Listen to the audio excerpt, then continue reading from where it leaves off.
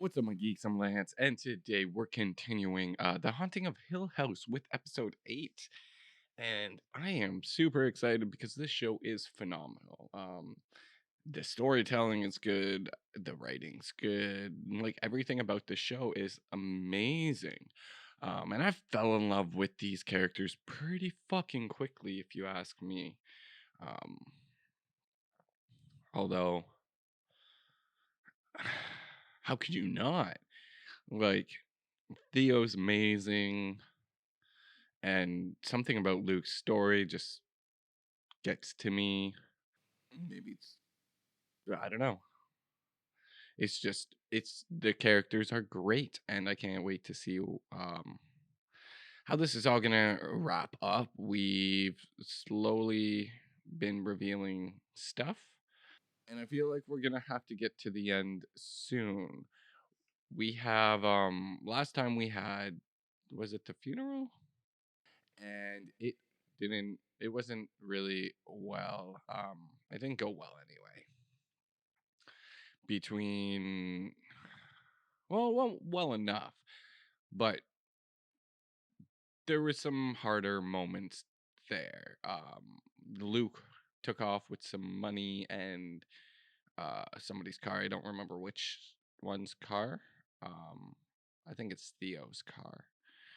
The father is slowly telling them what's going on. He hasn't given them all the details yet. We know that the last night they were there, the Red Room finally opened.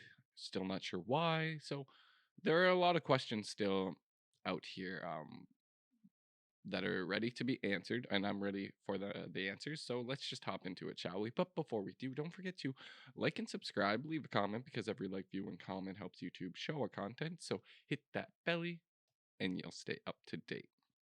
We don't want to lose any more time. I've been trying for 2 years. And 4 months. So it is I have the app. He's freaking out. Talk.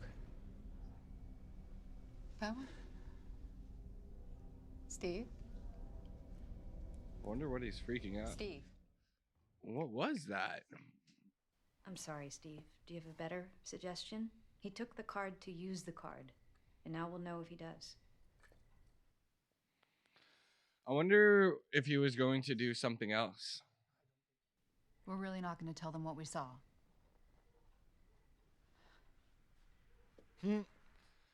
Why not? Where are the twins? Downstairs. Of course. Are you sure? I'm fine, sweetie. I'm fine. She's not okay. So, I came back and knocked on the door. She answered it. She put her arms around me. She kissed me. She forgave me with her eyes. And she handed you to me. I had you in one arm and her in the other, and that was it. That's a nice story. It's kind of sweet. I really like that. I love you. You guys have fun. Ugh. Sorry, no candy here. I don't think that's what it is. Yeah, I had to come. I can't lose. Another one. I can't lose anyone else. The one who raised your kids, didn't she? You don't know. You don't know what it You was never like. told You me. can't. Everything I did, I You did did to protect you. us. I know. Yeah, just like you protected Mom. Just Here we go. tell him. I saw the police. She was sick in her mind, and the one person that was supposed to take care of her didn't do a goddamn thing to get her help. Yeah. I mean, I can see how he feels like that. William's parents sent him to an institution when he was a kid. They called it private school, but it wasn't a school, though. It was just a place where rich parents hid their embarrassments. Ooh. They That's met gross. in the mental institution. I wonder if that thing's cursed.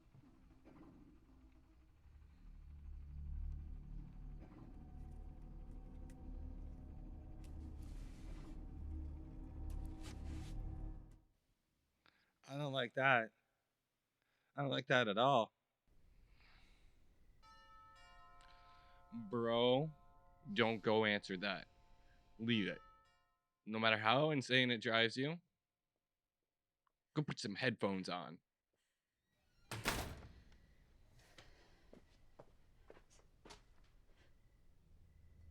I fucking hate this. Him. It's about you getting out of my guest house and off my fucking property. If you would just let me talk. I don't care what you have to say. Do you understand? Get out! You are impossible. Do you know that? Oh, I'm sorry. She's trying to explain something. Keep up this idea in your head that you're perfect Shirley and we're just a bunch of fuck-ups fucking up perfect Shirley's perfect fucking life. Oh. No! You do not just get to shove me out of your life.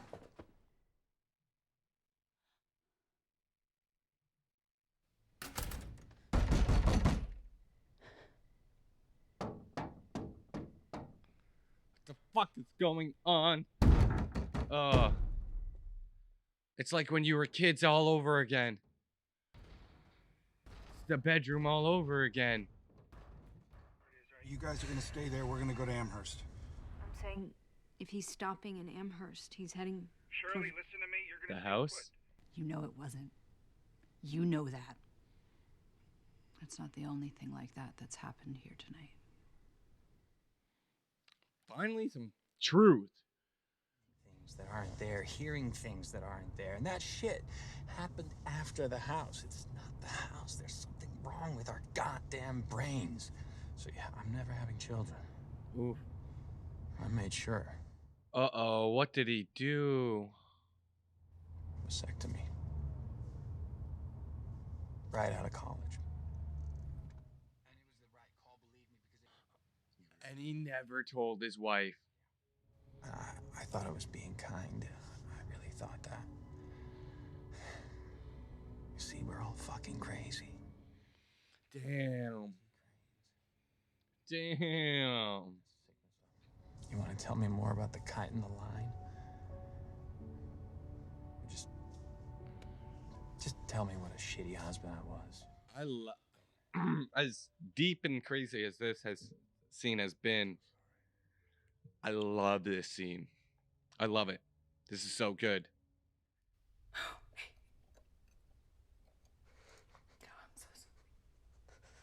This is an older picture. He would have been wearing a suit about an hour. Oh, what did she see? And then he filled up some cans, like 5 cans. 5 cans, you say? He's gonna burn the house down. Or he's gonna try. Oh no. Oh no. They gotta go.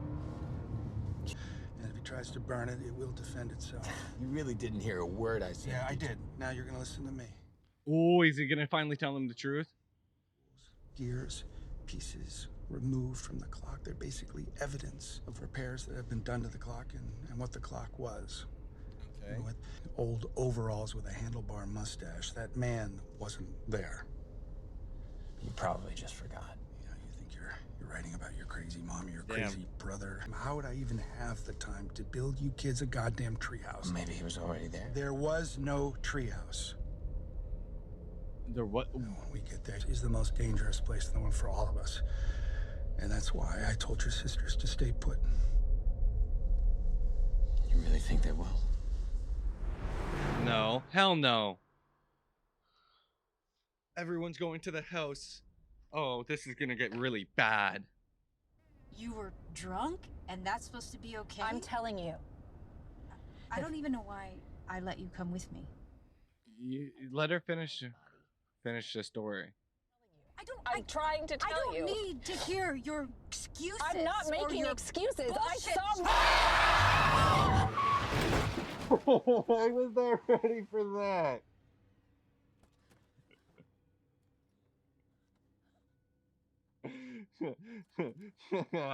I was not ready for that at all. Son of a bitch. Woo! Just out there in the darkness, just darkness and numbness and alone. And I wondered if that's what she felt, and that's what Mom feels, and it's just numb and nothing and alone. Oh. I started feeling things again, and I felt shame, and I felt grief, and I felt scared. I felt so fucking scared that I was gonna lose the only sister that I had left.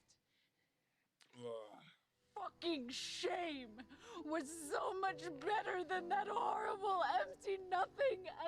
This is ridiculous.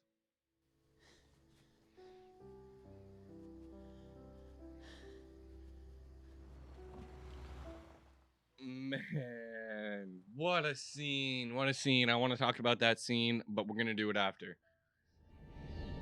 Fuck you, house. I have a real. Oh, no. Oh, no. Come on. I'm not. I can't watch them all die. I can't watch Luke die either. That would be. I'm so invested in this show.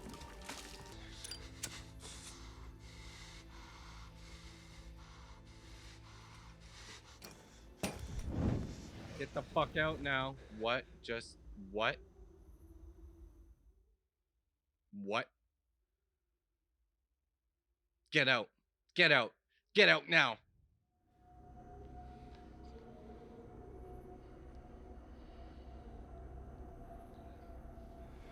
Oh my god.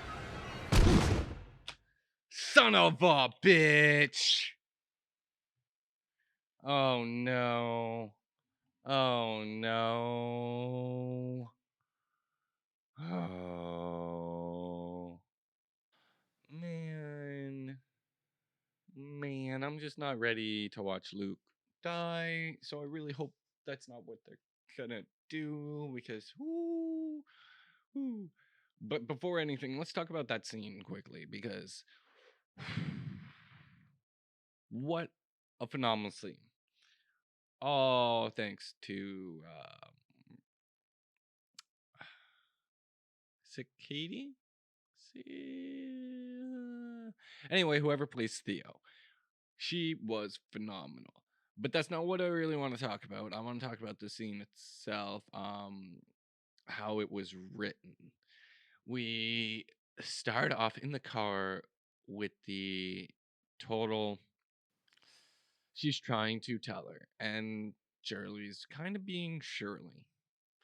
And we're breaking through the walls, though, and we're about to tell her what's going on with Theo and how she's feeling and what she saw when she touched now.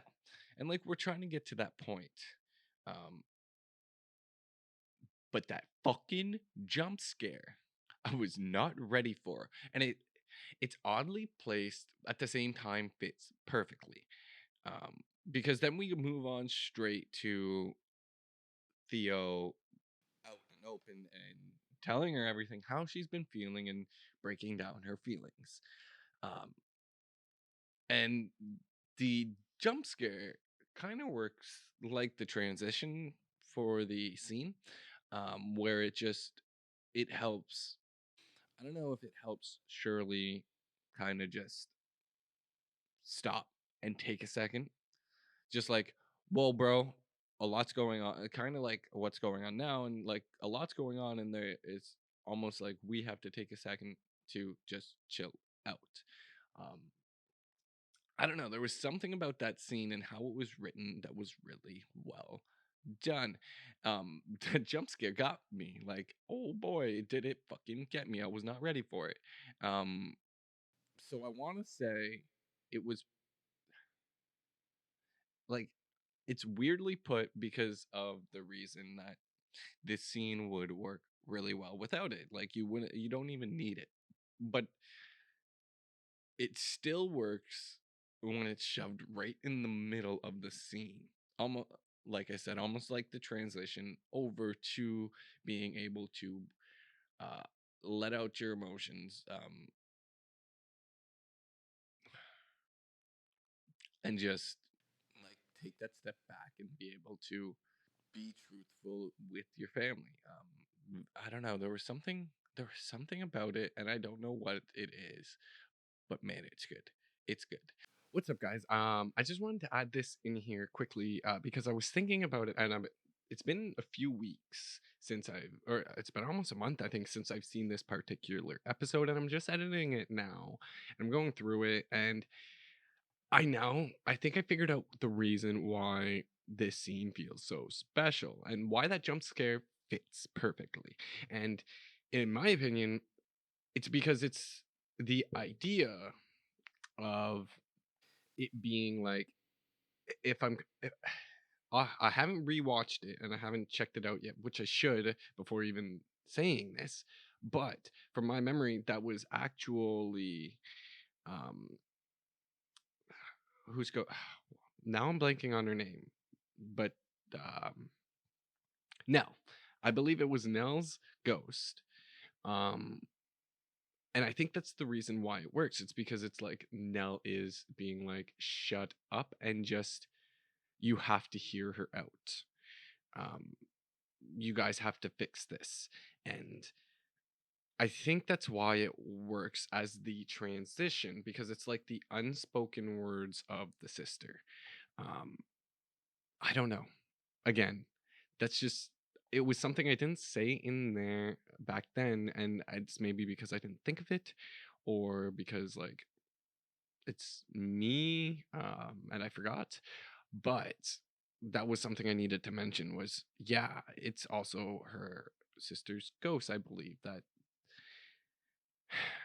is able to do that transition. And story wise, that it's so good because for me, I loved their relationship. And it was like Nell's way of trying to fix it, I think. Anyway, let's get back to the rest of my thoughts because there's still a little bit more. Sorry about this weird interruption anyway. But all right, here, let's get back. And the rest of the episode was great too. We finally getting some truth from Dad. Like he's finally telling the truth to Steve, even though it's like barely a truth. It's more like, bro, listen here, son, this is what's good. And it's less like, hey, this like what actually he didn't tell him what actually happened other than yo, ghosts are real. That you're gonna have to accept. And he did it in a way where it was like, you've seen ghosts before. Like the whole you don't have a I never built you a treehouse. Amazing. That's an amazing line. And you're like, what? On top of where was he going with the clock? Like Steve just has not been able to read the marks, and I loved that analogy. On top of Steve's whole revelation as well, like why he didn't want to have kids, what was going on with his wife, um, and then you find out the whole like revelation of well, he also had a vasectomy right out of college, and it's like ooh, and then he didn't tell his wife about it, so yeah. There's some tough subjects in here as well because of it's dealing with mental health and it's like I love that shit. So I'm okay with it, but there are some tough subjects where you're really like, man, man, that touches the ooh. So on other than that, though, I don't think I have much else. I'm excited to see where it goes. We only have 2 more episodes of this, and then I'm thinking of starting the other haunting series just because like why not? We started this one, we might as well do that one. And I love this one so much, so I'm curious to see if the other one is as good. Um, but yeah, so why don't you let me know your thoughts and comments down below, and don't forget to like and subscribe, and I'll see you next time. Later.